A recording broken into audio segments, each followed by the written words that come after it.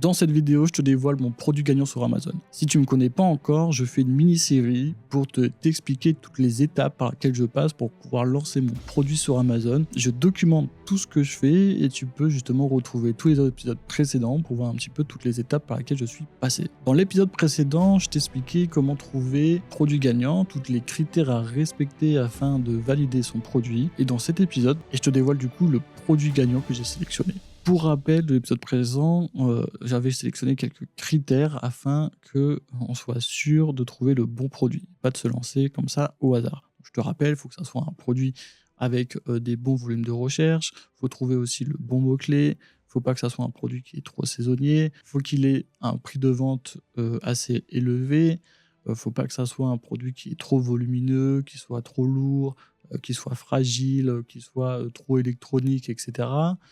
Faut que ça soit un produit où le chiffre d'affaires des top vendeurs soit intéressant. Faut que ça soit un produit où il y ait pas trop de concurrence. Faut que ça soit un produit où on peut avoir une réelle amélioration sur le produit. Faut que ça soit un produit où on peut améliorer le listing des concurrents. Donc voilà, tu as quand même pas mal de critères à respecter pour trouver ton produit gagnant. Et sans plus attendre, je te dévoile celui-là que j'ai sélectionné. Bon, on arrête le suspense et mon produit gagnant, c'est un collecteur d'eau de pluie. Alors, tu vas me dire, c'est quoi un collecteur d'eau de pluie? En fait, c'est un produit qui va se connecter à une gouttière, à une descente de gouttière, qui va permettre en fait de récupérer l'eau de pluie et le transférer dans un bac de récupération d'eau de pluie. Pour que ça soit plus simple, je vais te montrer sur mon ordinateur ce que ça donne. Alors, du coup, on se retrouve sur mon ordinateur et on est sur Amazon. Du coup, j'ai mis le mot-clé collecteur d'eau de pluie. Comme tu le sais, on va juste d'abord vérifier si c'est bien le mot-clé le plus utilisé sur Amazon pour ce type de produit.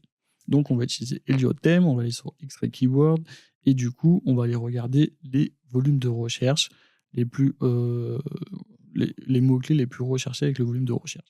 On s'aperçoit que c'est récupérateur d'eau de pluie. C'est ça le mot-clé qui va nous intéresser le plus. On voit qu'il y a 14 000 recherches sur ce mot-clé-là, alors que sur les autres, tu vois, avec les accents, c'est beaucoup moins. Collecteur d'eau de pluie, c'est 2000. Donc c'est vraiment celui-là qu'on va utiliser en premier pour pouvoir faire nos recherches et pour pouvoir analyser du coup notre produit. Donc on va sur la barre de recherche, on met notre mot-clé, et du coup on arrive sur la première page où là on va pouvoir un peu analyser la première page. Donc on voit que notre récupérateur d'eau de pluie, ça ressemble à peu près à ça, ou à ça, ça c'est le numéro 1 sur Amazon. Et tu vois, ça, c'est des bacs de récupération d'eau de pluie. Donc, c'est pas ça qui nous intéresse, hein, c'est vraiment ce petit objet ici qui va se connecter, qui va en fait être à l'intérieur de la gouttière, de la descente de gouttière pour pouvoir récupérer l'eau et pouvoir après, ici, avec le petit tuyau, pouvoir après le mettre dans le bac de récupération d'eau de pluie. Donc, un peu comme ceci. Donc, tu as plusieurs modèles. Et donc, du coup, on va aller analyser la première page. Donc là, on retrouve avec notre extension Heliotem, on va aller sur X-Ray, et on va aller analyser du coup la première page. Donc première chose à faire, c'est de vérifier le volume de recherche. Donc tu l'as ici, on voit qu'on a 14 808 recherches dans le mois sur cette période-là. Donc on va aller analyser du coup, voir si c'est un produit saisonnier. Et donc on s'aperçoit qu'il y a quand même des oscillations, donc on voit que c'est un produit qui est saisonnier. On voit que la période forte, c'est à partir de février, et ça s'arrête au mois de juin. Donc du coup, l'été, c'est moins recherché. On voit que l'hiver, en fait, c'est beaucoup moins recherché, mais voilà, qu'à partir de février, on remonte, on a des pics de recherche sur la période février-juin. Donc on sait que c'est quand même un produit qui est un petit peu saisonnier, mais on voit que les volumes de recherche sont vraiment énormes. On a 63 000 volumes de recherche sur le mois de mai, donc ça peut être vraiment hyper intéressant pour nous. Donc déjà, ça valide cette partie-là. Ensuite, on va essayer de supprimer tous les produits qui ne nous intéressent pas, donc dans la liste. Donc là, hop, je vais le faire. Voilà, une fois qu'on a fait un petit peu le tri dans la liste des premières pages, à essayer de récupérer uniquement les produits qui nous intéressent. Donc toi, tu vois qu'ici que c'est uniquement que des récupérateurs d'eau de pluie. On va ensuite le trier par revenu. Donc tu appuies ici sur revenu pour récupérer du coup le top vendeur et tous les top vendeurs de ce produit-là.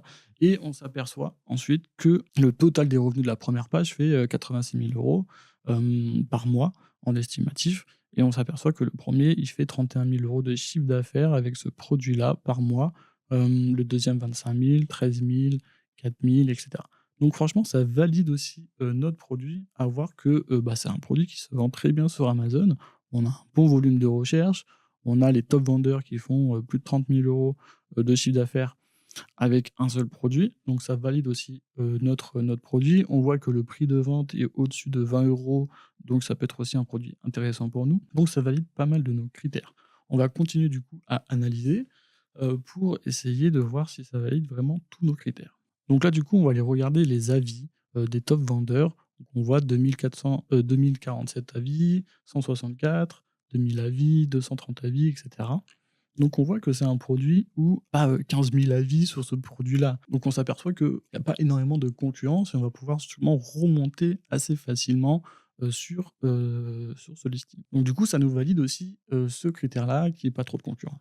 Ensuite, ce qu'on va regarder, c'est est-ce qu'on peut améliorer ce produit. Ça va être hyper important de savoir comment on peut l'améliorer, est-ce qu'on peut l'améliorer ou pas, pour voir justement si ça valide aussi notre nouveau critère. Donc là, on s'aperçoit, si on retourne sur mon ordinateur, on s'aperçoit que, tu vois, les top vendeurs, ils ont pas des notes incroyables. 4,2, c'est pas des notes incroyables. On va pouvoir aller voir du coup, sur le top vendeur et voir un petit peu les avis qu'il y a et on va essayer de comprendre comment on peut justement trouver, des améliorations sur le produit. Donc du coup, on va aller dans commentaires négatifs et on va aller regarder un petit peu ce que les gens ils disent sur ce produit-là. On voit étanchéité imparfaite, donc on sait qu'on pourrait améliorer l'étanchéité. Un morceau coûteux de plastique non recyclé, OK. Pas cher, mais ça fonctionne très bien, donc ça c'est un truc assez positif, mais bon, il met que 3 étoiles. Produit ne convient pas efficace, bof. Produit très, très facile à installer, mais faible récupération. Plastique, 40 € un bout de plastique sans joint. Moyen, n'est pas autonome. Problème d'écoulement d'eau, moyen, pas vraiment adapté, énormément de bruit, basique, ne récupère environ que 10 à 20 d'eau. Donc voilà, en gros, ça va être tous les avis des clients qu'on va pouvoir analyser pour essayer de comprendre comment on peut vraiment améliorer notre produit. Donc là, on s'aperçoit que bah, on pourrait essayer peut-être d'augmenter la capacité pour récupérer plus que 10 ou 20%. On va essayer d'augmenter le diamètre et l'ouverture pour les copes de récupération d'eau. On va pouvoir essayer d'améliorer l'étanchéité, des choses comme ça, pour essayer justement d'améliorer notre produit. Donc là, ça te valide aussi notre nouveau critère, c'est qu'on peut vraiment améliorer notre produit. Il y aura des choses à faire dessus. Autre chose à faire, on va aller regarder du coup le listing. Comment est effectué le listing de notre concurrent? On va regarder, donc là, comme tu peux voir, Eliotem te donne un peu un score, et ici, il est de 7,9. Donc, c'est-à-dire qu'on va pouvoir regarder un petit peu qu'est-ce qu'on peut améliorer. 7,9, c'est vraiment quelque chose d'assez bas. On va pouvoir justement l'améliorer. On va regarder un petit peu les photos qu'il utilise.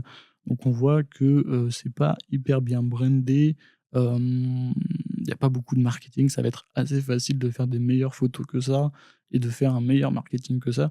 Donc ça aussi, c'est un point essentiel, pour valider notre produit. C'est-à-dire que le top vendeur, il fait 30 000 € de chiffre d'affaires par mois avec ce produit, avec un branding qui est quand même assez faible et on va pouvoir vraiment l'améliorer. Donc ça valide encore plus notre produit.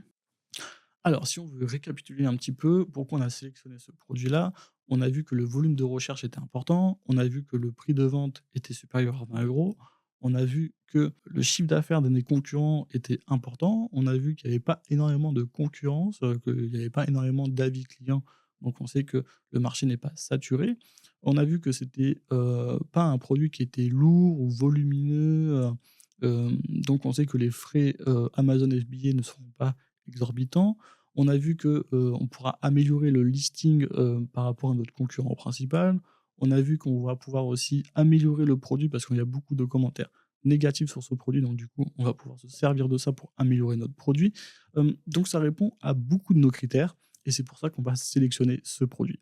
La prochaine étape, ça va être vraiment de chercher un fournisseur, de voir justement si on peut trouver ce produit-là, voir comprendre le prix sur lequel on peut l'acheter pour voir un petit peu le taux de marge qu'on peut avoir si on vend ce produit avec donc du coup le prix d'achat, le prix de vente, on va rajouter la publicité, le transport, et cetera, pour essayer de valider réellement ce produit et voir si on continue avec ce produit-là. Ça sera dans le prochain épisode. J'espère que tu vas le suivre. Je te dis à bientôt pour la suite des aventures.